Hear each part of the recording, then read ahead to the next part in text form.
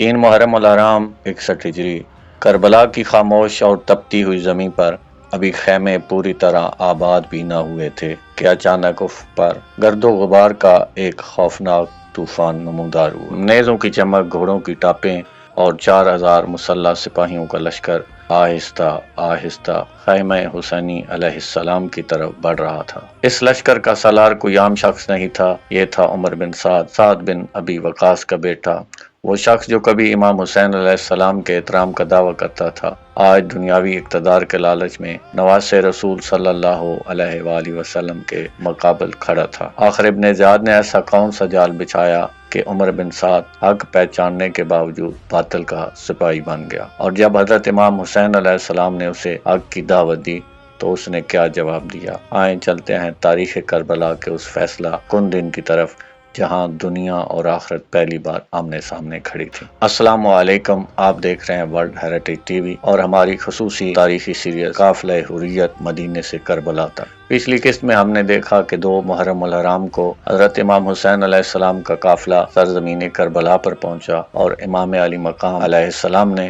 اس زمین کو خرید کر قبیلہ بنی اسد کے حوالے کیا۔ آج کی اس 7ویں قسط میں ہم جانیں گے کہ عمر بن سعد کس طرح کربلا پہنچا، اس کے دل میں کیا کشمکش تھی، اور حضرت امام حسین علیہ السلام نے جنگ سے بچنے کے لیے کیا تاریخی موقف اختیار فرمایا۔ عبید اللہ بن زیاد جانتا تھا کہ امام حسین علیہ السلام کے مقابل کھڑا ہونا آسان نہیں، اس لیے اس نے ایک ایسا شخص منتخب کیا جو دنیاوی اقتدار کا خواہشمند تھا۔ شیخ مفید رحمۃ اللہ علیہ اپنی کتاب الارشاد میں نقل کرتے ہیں کہ ابن زیاد نے عمر بن سعد کو رائے کی حکومت دینے کا وعدہ کیا، رائے جو اس دور کا ایک اہم اور خوشحال علاقہ تھا۔ عمر بن سعد اپنی فوج کے ساتھ رائے روانہ ہونے ہی والا تھا کہ اچانک ابن زیاد نے حکم دیا، پہلے حسین علیہ السلام کا معاملہ ختم کرو، پھر رائے کی حکومت سنبھالنا۔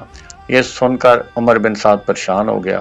وہ جانتا تھا کہ حسین علیہ السلام حق پر ہیں، وہ جانتا تھا کہ یہ رسول خدا صلی اللہ علیہ وآلہ وسلم کے نواسے ہیں، لیکن دوسری طرف اقتدار، حکومت اور دنیاوی لالچ تھا۔ عمر بن سعد پوری رات بے چینی میں ٹہلتا رہا۔ وہ کہتا تھا، کیا میں رائے کی حکومت چھوڑ دوں یا حسین علیہ السلام کے خون کا بوجھ اپنے سر لے لوں؟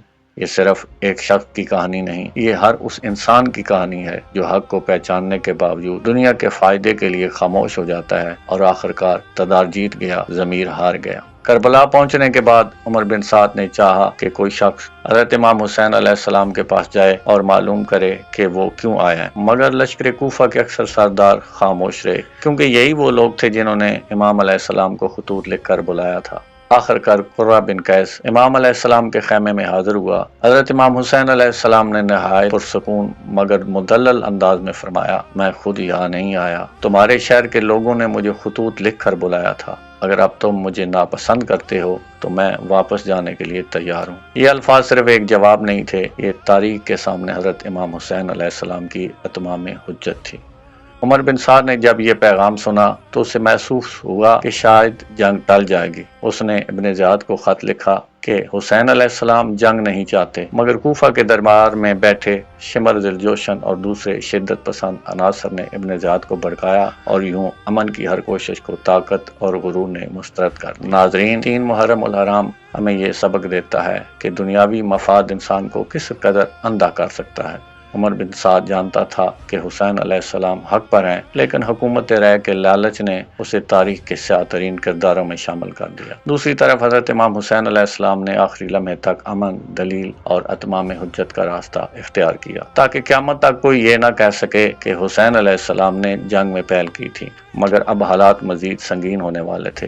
ابن زیاد کے نئے احکامات، مزید لشکروں کی آمد اور فرات کے کنارے بڑھتا ہوا محاصرہ، یہ سب کیا تھا، اور آنے والے دنوں میں کربلا نے کون سے اولناک مناظر دیکھے، یہ ہم جانیں گے اگلی قسط میں۔ اگر آپ کو ورلڈ ہیریٹیج ٹی وی کی یہ تحقیقی کاوش پسند آئی ہو تو ویڈیو کو لائک کریں، اپنے تاثرات کمنٹ میں ضرور لکھیں اور چینل سبسکرائب کرنا نہ بھولیں۔ اللہ حافظ۔